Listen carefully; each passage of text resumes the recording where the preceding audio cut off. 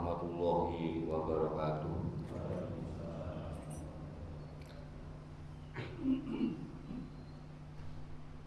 Innal hamdalillah nahmaduhu wa nasta'inuhu wa nastaghfiruh.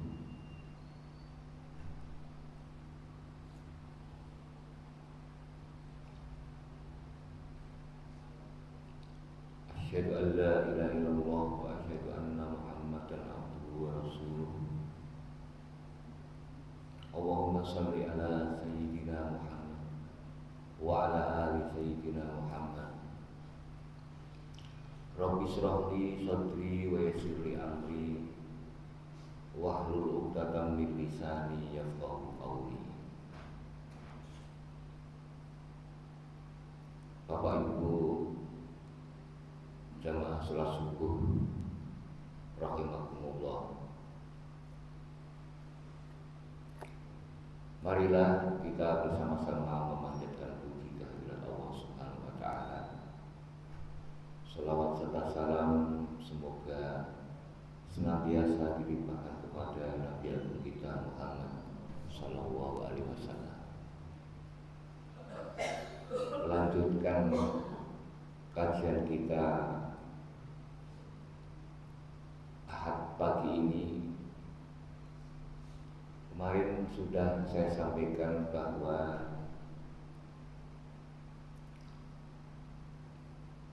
kegiatan manusia itu dibagi tiga. Ada makmurat, ada manhiyat, ada mubahat. Makmurat artinya segala sesuatu yang diperintah oleh agama kita kepada kita. Kalau dikerjakan, kita dapat pahala. Kalau ditinggalkan, kita mendapatkan sanksi. Tapi itu tidak otomatis, karena segala sesuatu itu memerlukan niat, yaitu mukhlishina lahu dina hunafa wa yuqimus shalah. Harus kita lakukan dengan niat. Maka kita sering mendengar hadis, yaitu innamal a'malu binniyat.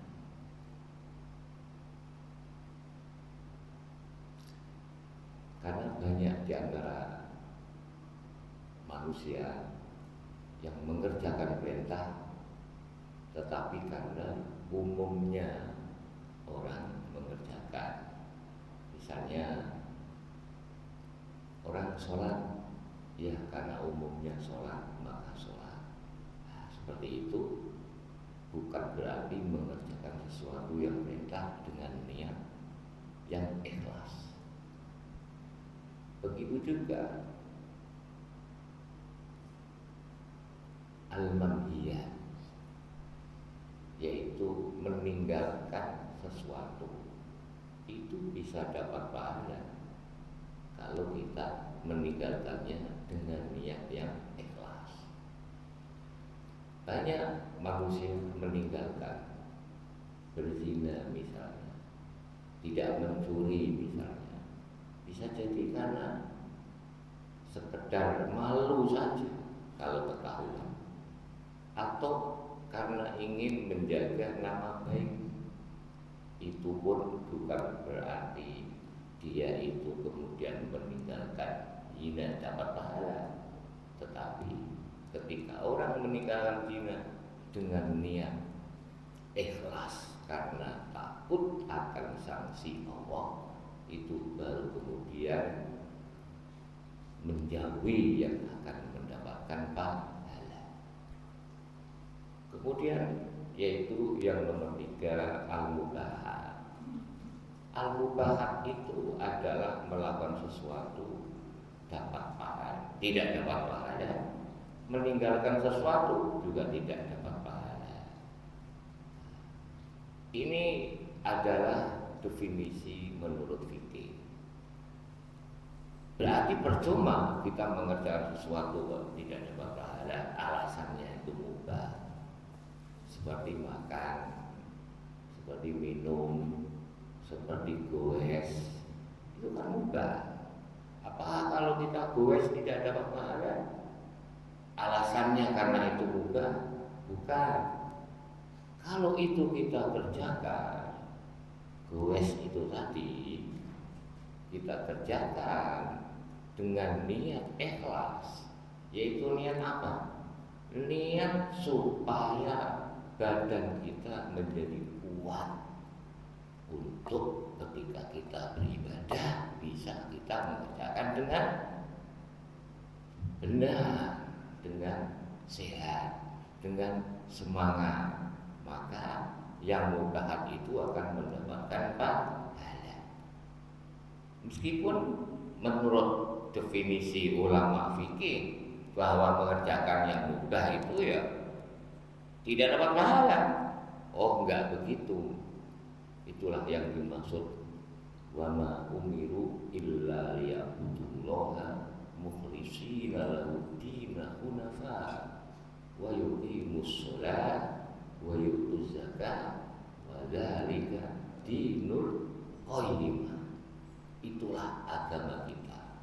Jadi agama kita itu menganjurkan kita melakukan sesuatu yang diperintah dan melarang kita yang dilarang oleh Allah, dan menyuruh kita mengerjakan yang mubah.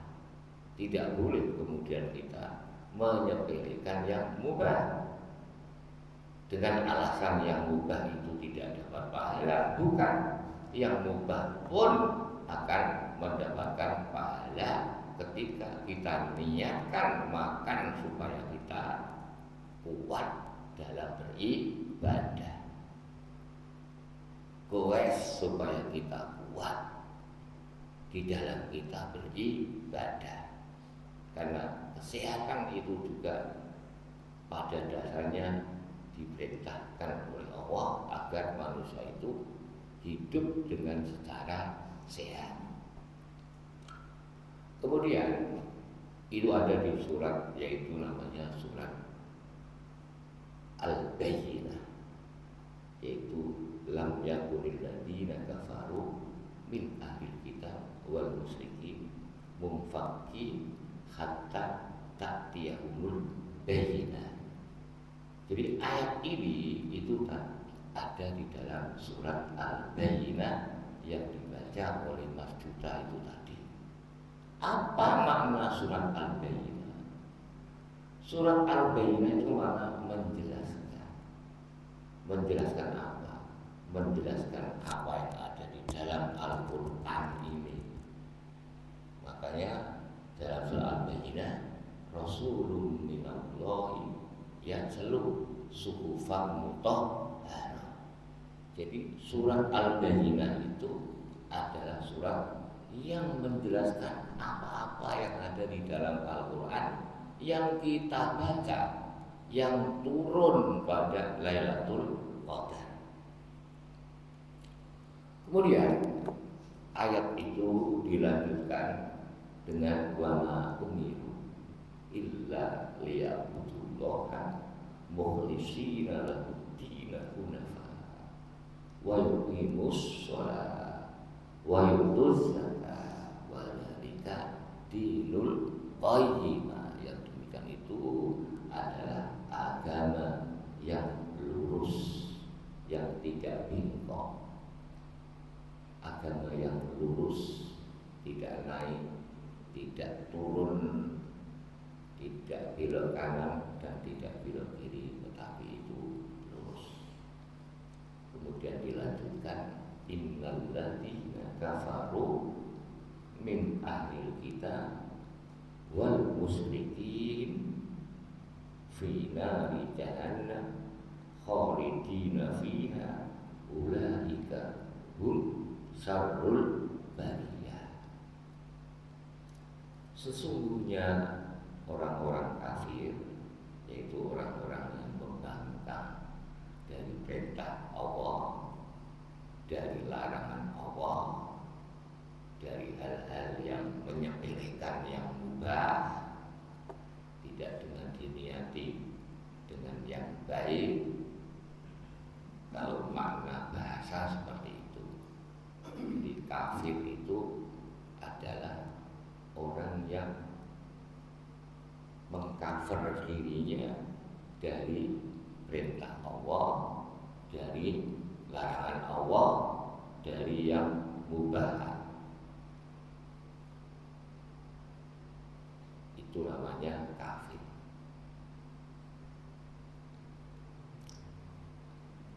Fi nari jahannam, di neraka jahannam, khalidina fiha, selama-lamanya.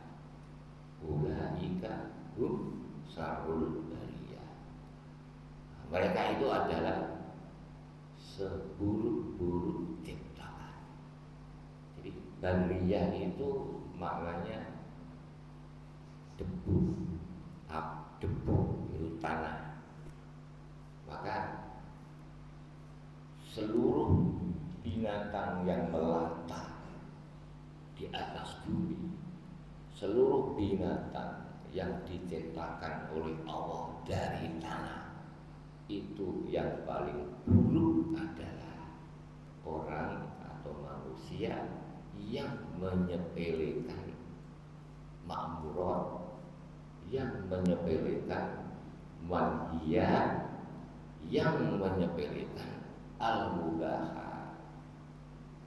Karena yang mubahat itu kalau kita lakukan dengan niat yang ikhlas, itu pahalanya seperti pahala sholat juga, seperti pahala haji juga, seperti pahala zakat juga. Itulah agama kita. Kemudian innal ladzina amanu wa amilus sholihat ulaika hum khairul bariyah. Sesungguhnya orang mukmin yang melakukan kebaikan, yaitu termasuk al-mubahat dengan niat mukhlishina lahu dina hunafa, ulaika hum khairul bariyah. Mereka itu adalah sebaik-baiknya makhluk, yaitu ciptaan Allah yang melata di atas bumi ini.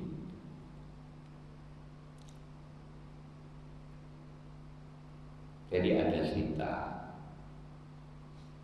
dalam kaitannya dengan mengapa innal ladzina kafaru didahulukan, kemudian innal ladzina amanu wa amilus sholihat diakhirkan. Jadi begini Bapak-bapak Ibu, mudah-mudahan ini akan menambah amal baik kita. Ulama tafsir mengartikan ini bahwa besok ketika kita sudah meninggal, dicabut nyawanya, kemudian kita dikubur, kemudian malaikat membawa kita itu ya manusia yang dikubur tadi, baik itu orang kafir, baik itu orang mukmin, ketika dikubur itu dikirim oleh malaikat, ditunjukkan neraka.